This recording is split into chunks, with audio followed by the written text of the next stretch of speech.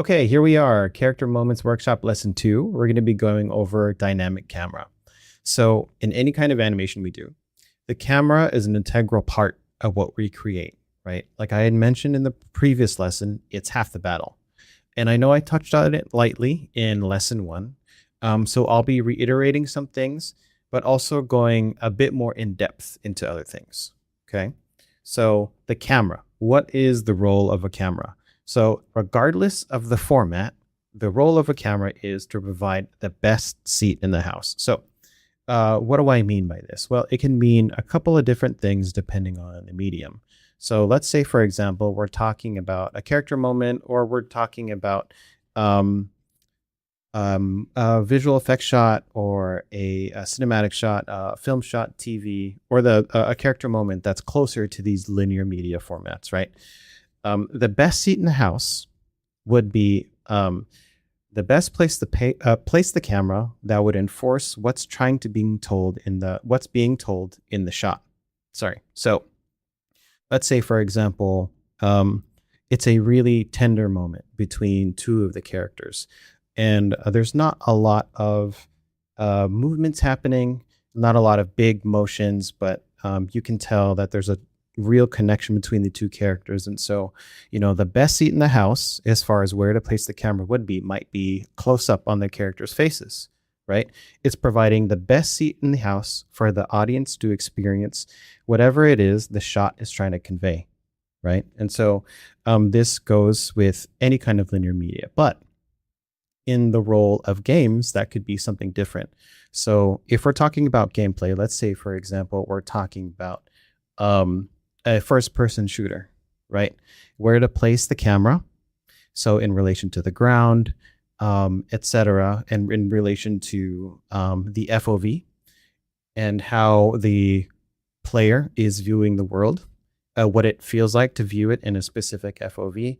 We want to give them the best experience possible for what it would feel like to pilot the character, or pilot and play the character that they're going to be using, right? And so let's say it's for a third person action RPG game where there's a lot of action happening. It's very fast paced.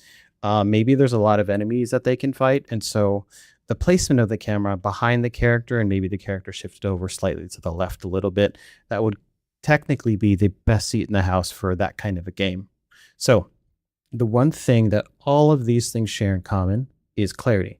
So clarity is king. That should be the most important thing in deciding where to place the camera, right? The best seat in the house. And so these principles apply to all the cameras, right? So not just the cameras that I had mentioned in linear media, like film, VFX, cinematics, the character moments that have a locked camera, etc. It applies to games also, right? And so it's pretty important to make sure you are aware of when you have control over it and when you don't, right? Because there are moments where you don't, and you have to be aware of why the camera is placed in a certain spot. And we're going to go into that a little bit more a little bit later.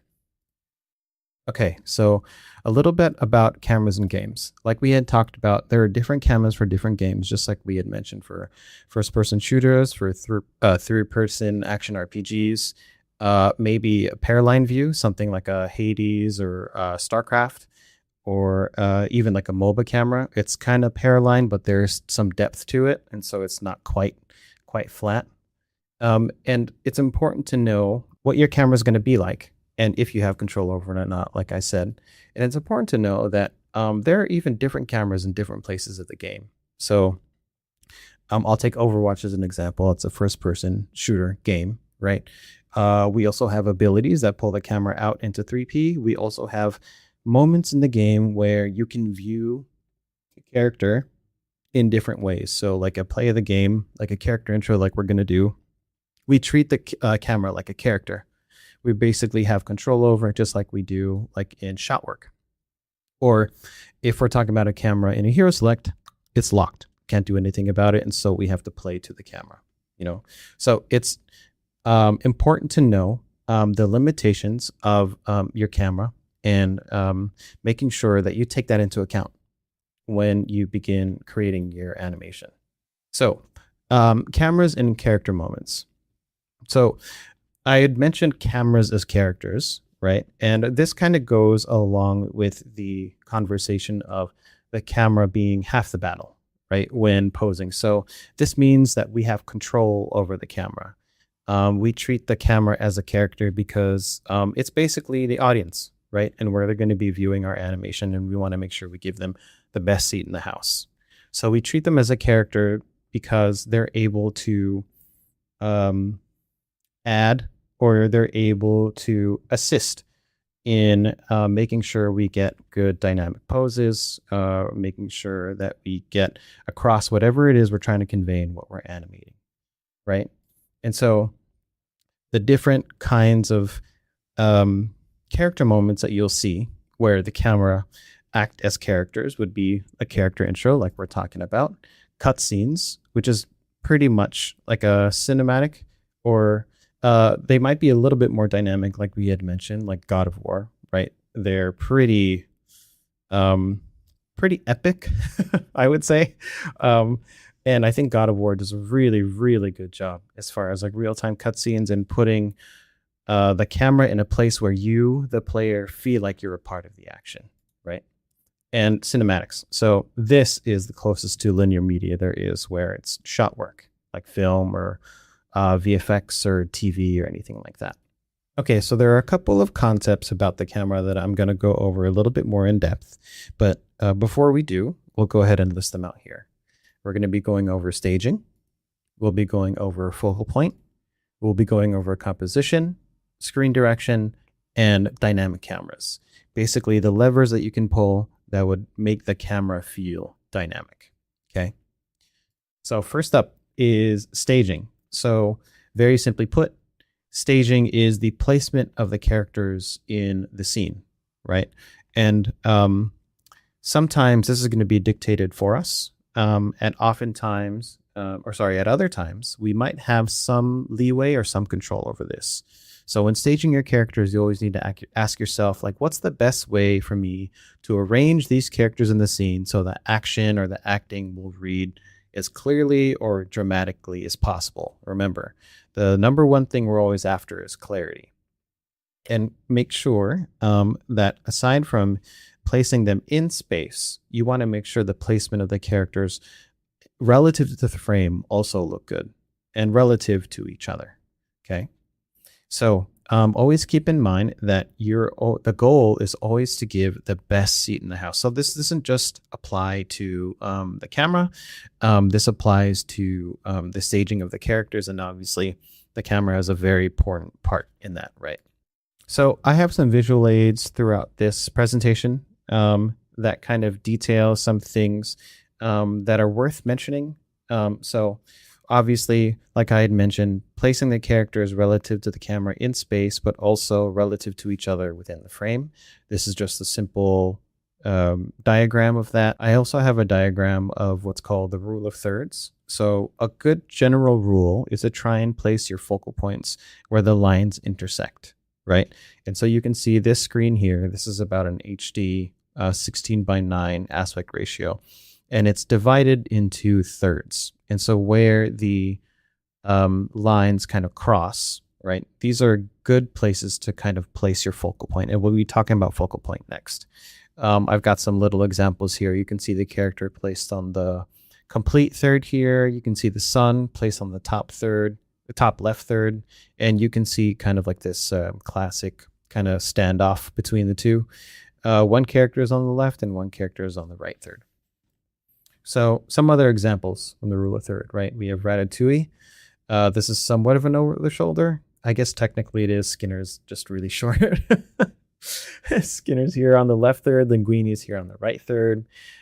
We've got The Incredibles. This is Incredibles 1, where there's a dinner scene where Dash is being talked to by his dad because he got in trouble at school. Dash is on the right third. Mom is a little bit off of the left third, but that's intentional, right? Because the subject or the focal point at this moment is Dash. That's where we want to be focused. You can see here, again, from The Incredibles, Mr. Incredible's on the left, and Mirage is opposite of him. It's a really long focal, it's a really long lens, so it's flattening it out a lot, but Mirage character here in the foreground is more so being used as like a framing device. And you can see these ones here of Jack Nicholson from Chinatown, I believe it is. Here he is on the third, and there's the other character that he's talking to just off of the left third. He's framed here right in the center, and he's framed here on the left third. Okay, next thing to talk about, focal point. So what is the focal point? It's basically where you want the viewer to be looking, right? And keep the relative screen space of the subject consistent from shot to shot unless the focal point should shift. Sometimes these things were going to be within your control and sometimes they're not, right? When you're on the job and you're in a production, more often than not, these are going to be pretty much given to you, whether it's through animatic or storyboards or like a layout pass. But if you notice that some of these things may be off when you're working on a sequence, right? It's good to be able to identify these things. That way you can kind of add value to the production and mentioning like, hey, the focal point is maybe shifting too much, or the staging doesn't seem quite right in this sequence that I was assigned. It's important to lead the eye, and it's important to lead it with intention. And there's a lot of different things at your disposal, or I should say at the team's disposal or whoever is creating it, that they can use to lead the eye. And I have some examples here so you can see. Aside from using the rule of thirds, there's the use of lighting, right? Like we have the character here, right on the right third. This character's a little bit off the left third because, again, the focal point is here, and there's literally like a there's a lens flare right behind them. You can see up here, Wes Anderson is great in his use of symmetry in as far as like composition goes and color. You can see this one from La La Land. We have Emma Stone on the left third. All of these characters' faces can't be seen. They're kind of creating this cascade down to this winding path where it's framed by all of these bushes and trees. And Emma Stone's the only one that's facing us front center, right? And in this scene in Whiplash and Neiman's in his in the practice room, it's really nice 1-point perspective that's kind of drawing a frame within the frame that's kind of framing Neiman. And you can tell that like the color of the practice room itself is a little bit cooler than the rest of the rest of the shot. Okay, composition. So I've treaded lightly on this already in previous slides, but composition basically is the combination and positioning of shapes and movements to create interesting and captivating imagery, right? And you want to make sure to design the composition based off of, again, the best seat in the house, what it is we're trying to convey in whatever we're creating. So we need to make sure that we reinforce the intent by making sure we're providing the best seat in the house. And so there are some things to keep in mind while looking out for staging, focal point, and composition in terms of your characters. So like I mentioned, again, a lot of this won't be in your control, but the things that you can control specifically is the character, right? And so where you place the character in relation to the camera has a big effect on the composition, on the feel, on what you're trying to portray and whether it's coming across successfully or not. So here are some general cropping rules. So when cropping characters, avoid cropping the character at a joint or an edge. It feels uncomfortable, as if something's missing or it's a mistake, right? And you want to try and crop the character at 2/3 or 3/4 of whatever limb is showing.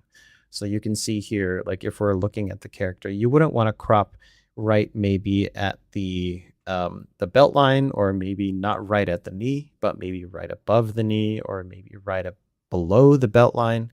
That way it doesn't feel like a limb is missing, or it doesn't feel uncomfortable. It feels natural, right? There's enough context there for the viewer to not be thrown off by it feeling strange, because you don't want it to feel like a distraction from what all of the elements on screen and in the frame are trying to portray.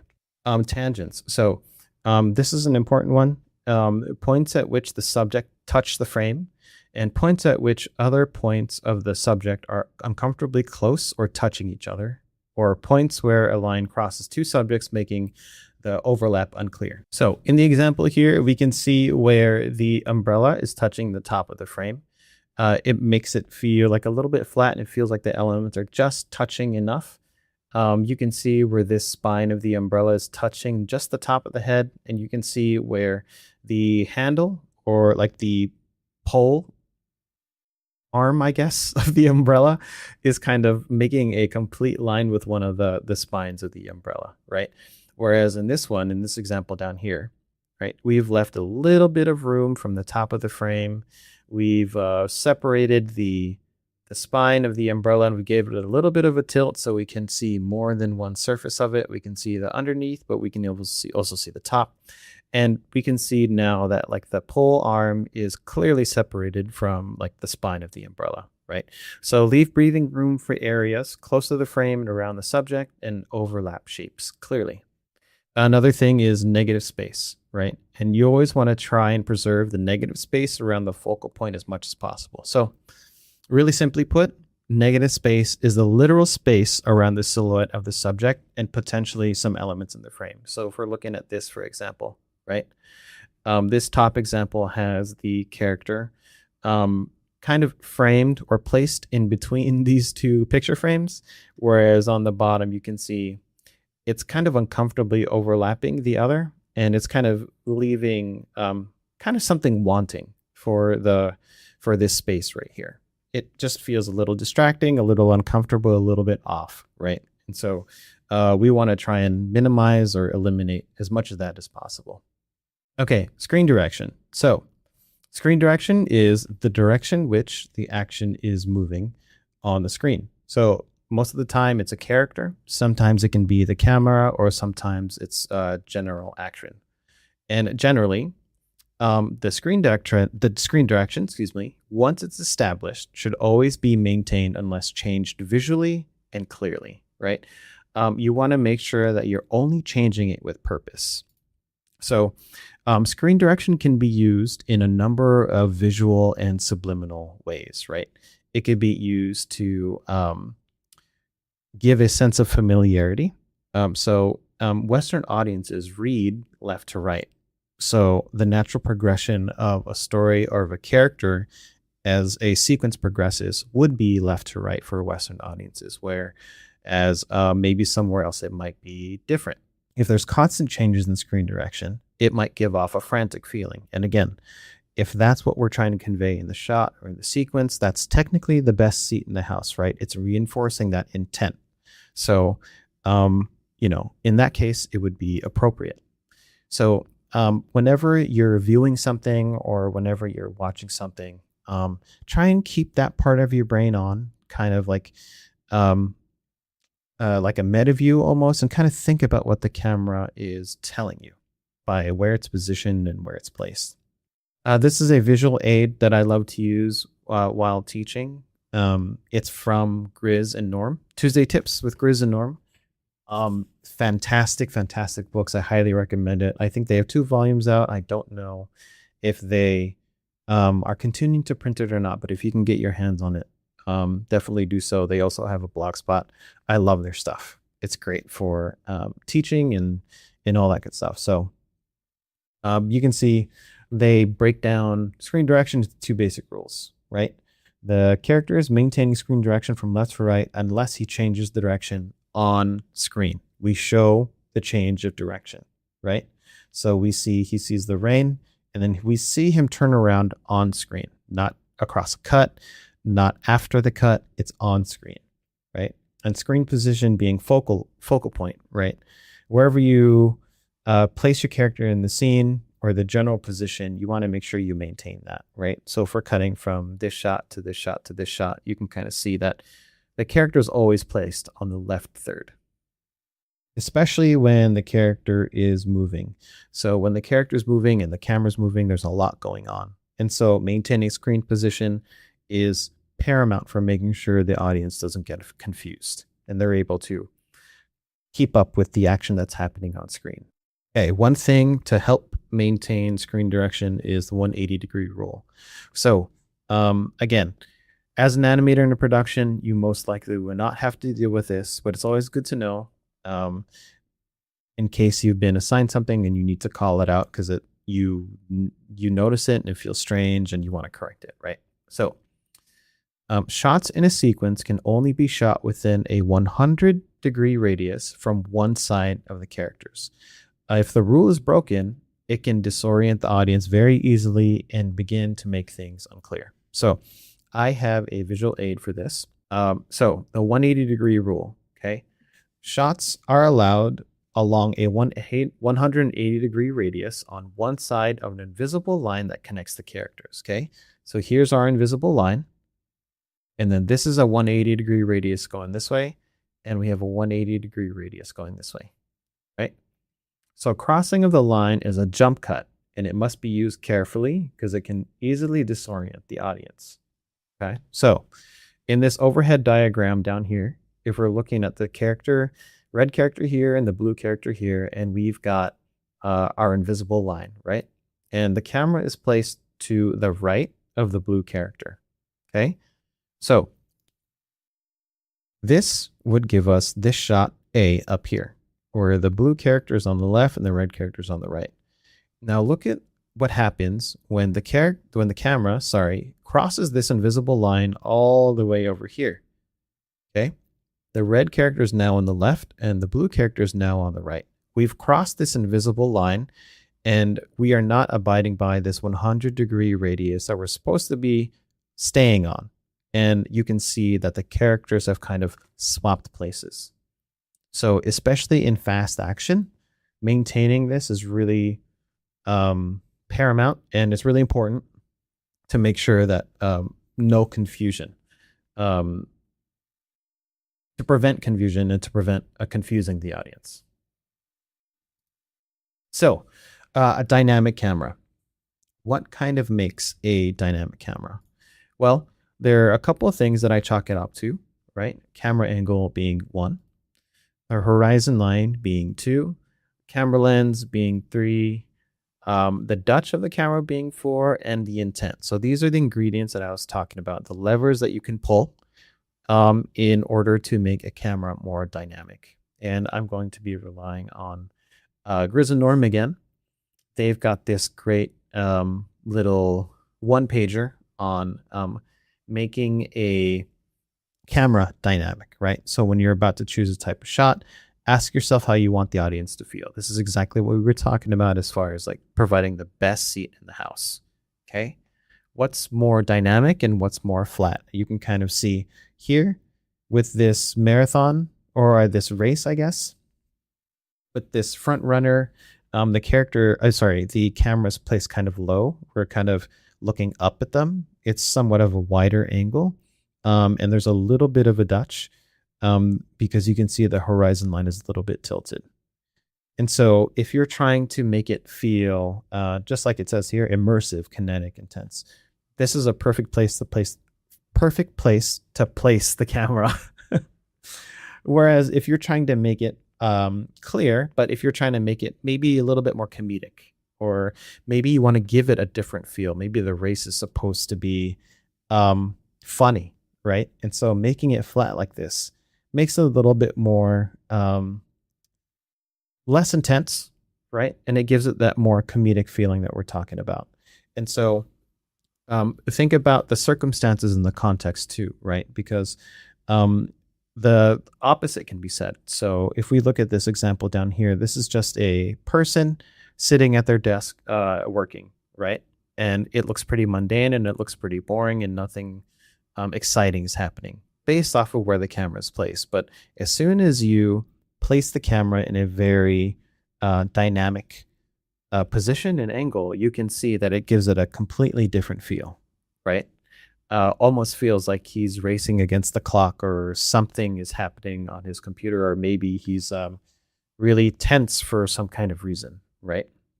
And you can see over here, these diagrams that I kind of drew really quickly. These are the things that you can kind of adjust as far as the camera goes to make it feel a little bit more dynamic. So the camera angle, adjusting the horizon line, making it extremely high or extremely low. Oh, sorry, extremely high or extremely low.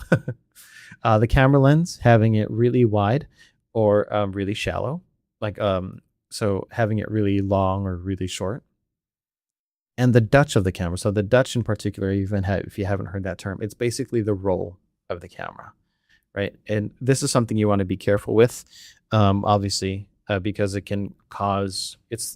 Believe personally, it's probably the thing that causes motion sickness the most when you're watching something. So active Dutch, like having the camera tilt like this on screen versus just holding a Dutch across shots. You basically you want to make sure that you go with the latter, right? You don't want to change the Dutch actively in a shot. You want to make sure that you're setting the Dutch per shot. Okay, so I know that there was a lot to go over, but now we're gonna hop into SyncSketch where I have some examples of the camera concepts that we went over to hopefully help demonstrate and hopefully make it like a little bit more clear for you guys to understand. Okay, here we are in SyncSketch, and we're going to go over some camera concept examples. So the first one that I'd like to go over is a sequence from Whiplash. If you haven't seen Whiplash, it's one of my favorite movies. Definitely watch it, and I apologize for any spoilers.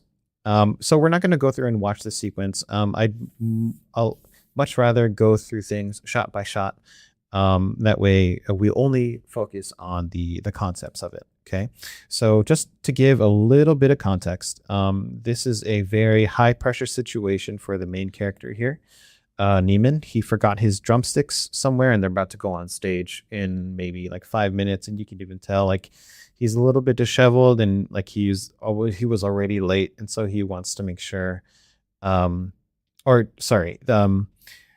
his conductor is giving him kind of an ultimatum. He needs to get his sticks on time to go on stage. Otherwise, he's not being let on. And so after all of this context, we're going to go into a very, very fast paced sequence. So we'll start right here. So because things are happening so quickly, right? And again, we want to think about the best seat in the house, and we also want to think about all of our camera concepts, right? And so let's go over it shot by shot. I'll play it through just a little bit, but you can see how quick things are happening. You can see how short the shots are.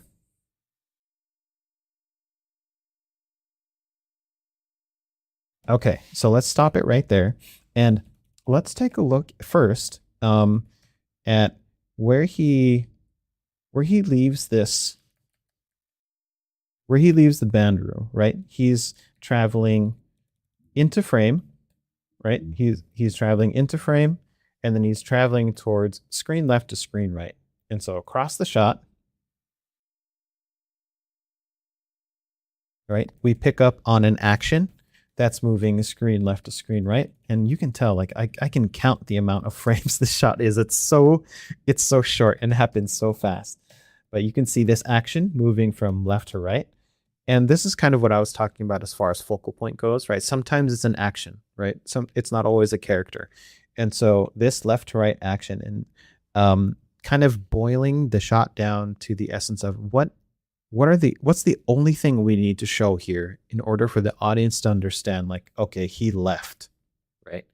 And this is probably the most bare minimum thing you can do. And it's so smart and so clever. I love it so much. So maintaining screen direction across this cut, going from left to right, this next shot from left to right, even when the key is inserted into the keyhole, you can tell that it's at a diagonal, right? And so this can still be considered from left to right.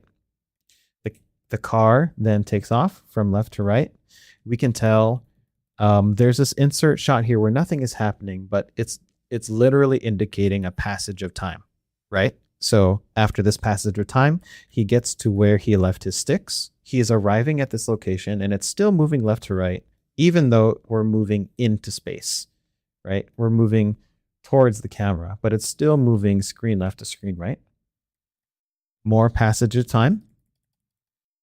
He's moving in, and I'll use the pen for this, right? He's moving towards the camera, and then he's moving away towards the camera ever so slightly before we begin to cut, right? And so even though in this shot here, right, he begins to move screen right to screen left. So we're flipping our screen direction here. But because in this shot we're moving left to right and there was a passage of time, right, the previous screen direction that was established was left to right. Right after that, there was a screen direction of into upstage and then downstage, right? Basically towards camera and away from camera. Then from there, we're showing the right to left. So in this instance, that's okay as far as a change of screen direction. Okay, we're not necessarily confusing the audience, or we're keeping up with everything, and it didn't happen. It didn't happen across the shot. It happened a little bit gradually. Even as fast paced as the sequence is, they managed to do that. He gets back in the car. The door closes. There's a bit of a flip here, but nothing too crazy, right? Because he goes from right to left here into the car. There's an action that closes left to right. He goes left to right. It's maintained across that cut for a little bit, and then we're going into frame, and then now we're leaving left to right. Okay, and then there's a I won't go too much further into this. I'll go into another example, but there's a portion here where he gets on the phone and he's talking to one of his bandmates, but we're still feeling the screen direction. We're still feeling the intensity of the character, right?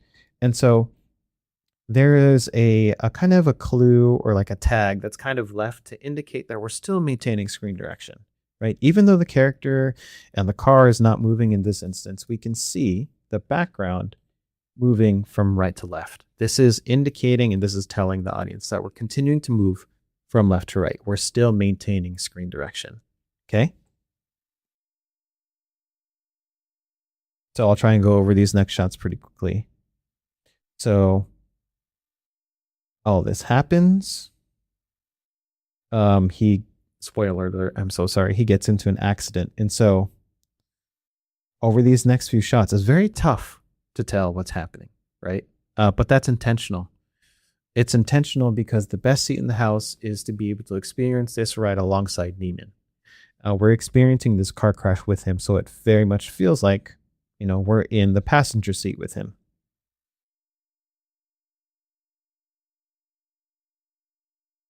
There's a little bit of a time or like a little bit of a pocket where he regains kind of his consciousness, but then he focuses back on what he's supposed to be doing, right? He's not even concerned about his health at this point because you can tell, right? They're showing us what he cares about, showing us the time. He's basically he wants to make sure he gets back in time, okay? So we'll pick it up. The character, Neiman, goes from right to left. He picks up his sticks, left to right. Oh, yeah. And then he continues past the camera. We're not cutting, okay? He continues past the camera, moving from left to right. He goes into the frame, okay? So at this point, right here, he's moving into the frame. Prior to that, right, he was moving screen left to screen right. And then without cutting, we're showing the change of direction on screen. And then now the character's moving from right to left. Again, this is probably the only other time that it's appropriate to change screen direction very quickly because we're showing it on screen and we're not getting confused. Right? We cut. He's moving right to left. And then once we cut, right, we're not necessarily cutting from a right to left, but we're cutting to the character moving into frame. This is also okay.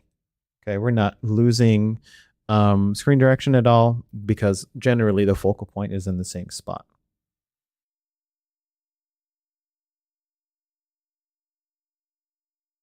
Here where the camera transitions around him to his right, so the character's moving left to right here, into screen, and then left to right, excuse me. Yeah, great sequence, great movie, masterclass in screen direction. This is another example. Another one of my favorite movies. This one's called The Artist. So if you notice, the aspect ratio is not HD. It's not 16:9, but it's 4:3. Contrary to what it may look like, this is not an old movie. Well, maybe it is now, but it came out in 2011. So it's kind of like an homage to silent films. And they have so few things at their disposal as far as maintaining screen direction, getting a good focal point, right? Like they don't have sound, they don't have color, they barely have lighting because it's in black and white, right? So let's go ahead and take a look at this. This is following a character called, I believe her name is Peppy Miller. And she is visiting one of her idols. She's an actress and she's visiting one of the main actors on the film that she's in. She's an extra and she really looks up to this guy. So before we get into it, I'll call out now that the rule of thirds applies to all screen formats. So in an HD frame, right, we would probably divide it up like this. Since this is a 4:3 aspect ratio, it's still divided up into thirds. So it looks like a big tic-tac-toe grid. Okay, so I'll pay less attention to screen direction and I'll more focus on staging and composition, okay? So we have the character on the left third, and she's framed a frame within a frame. She's in a literal doorway. Okay. And you can even see the choices that they made as far as like keeping the door frames light with her dark color. And like even probably I would go as far to guess in making sure that there was nice contrast between her hair and her skin tone. And one of the things that I love about this, spoiler alert, is that it's one, for the most part, so much of this is just one continuous shot. They don't cut without a reason. Okay. So we have her on the left third. She travels to the right third before the camera begins to pull, right? So she's leading the camera. And then she stops on her next mark. And you can kind of see that the camera begins to outrun her right about here, right? So here's our focal point. She's right in the middle, but then the camera opens up. And then now our focal point is here, right? It's on the right third.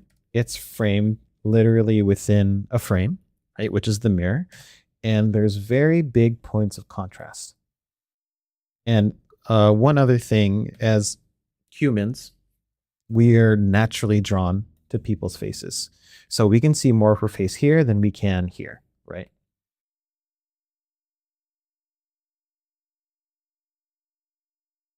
And so you can see like the action that she does. She writes a note to him on his mirror because she missed him and he's not there. So this is on the right third.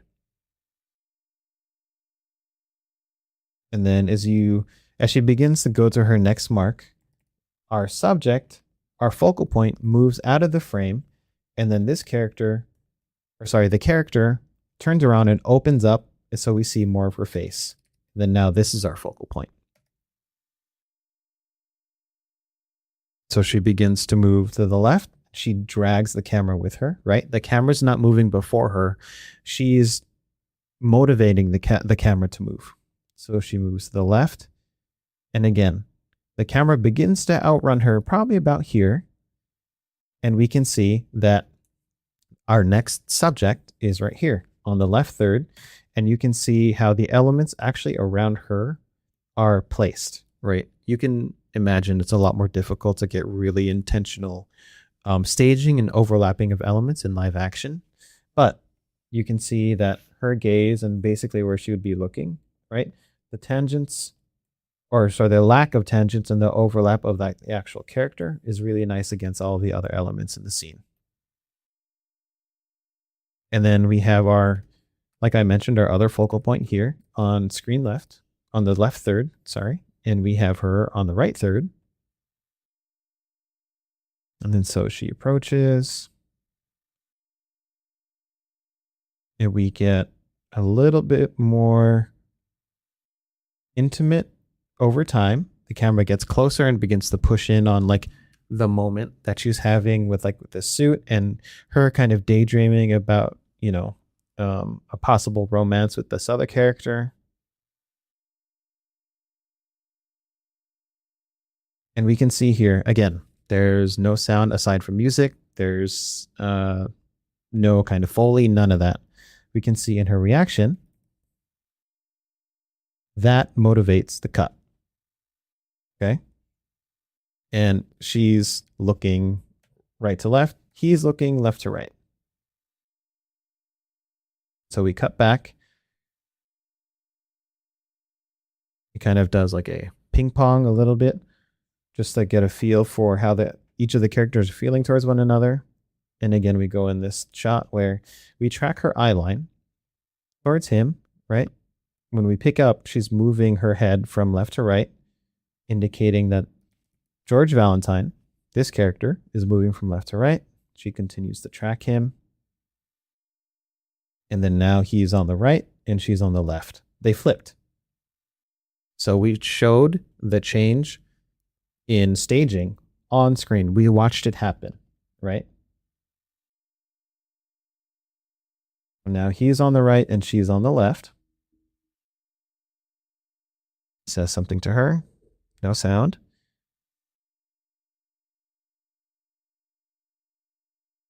Okay. And then now, right? This is the staging is still maintained between the two. Each character each character's placed where they're supposed to be placed. And then they both turn to the right and the camera begins to outrun them once they start moving. Right? We don't see George Valentine's face anymore, but his kind of form just becomes a framing device. And again, the frame within the frame, the big contrast of the lights, and our focal point being here. In relation to our focal point, the George Valentine is still on the right and Peppy is still on the left. So staging is still maintained. And then when we flip back, you see the characters kind of overlap one another. And then we kind of restore left and right. Okay. Love this movie. Okay. The last example that I'd like to go over is this movie called Ex Machina. And in this sequence, we're going to be following one of the characters whose name is Caleb. He is meeting the most advanced kind of android for the first time ever. And this character, Oscar Isaac's character, is he's like a super genius that's created this AI, and he's observing their interactions. And so one thing I'd like for us to pay attention to here is screen direction, the 180-degree roll, and intent. Okay.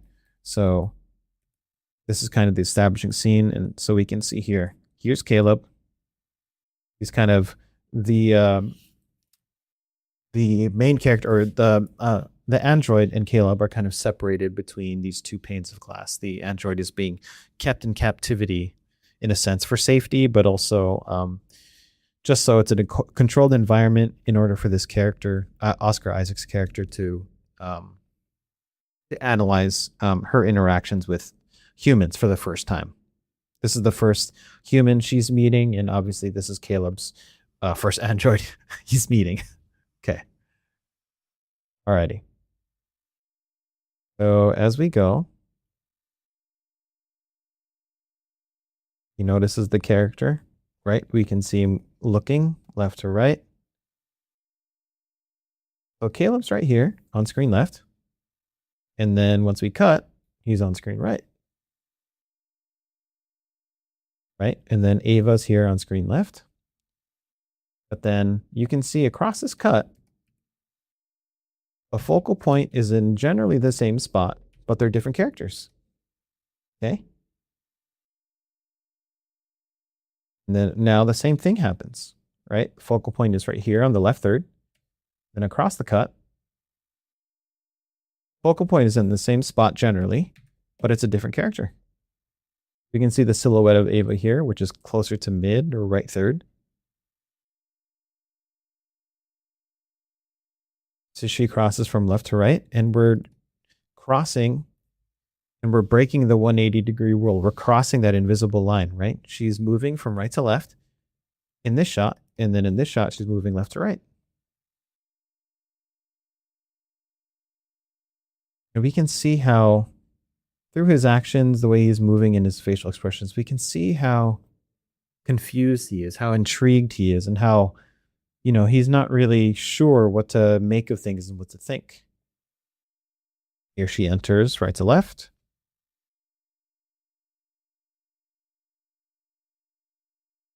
She moves left to right.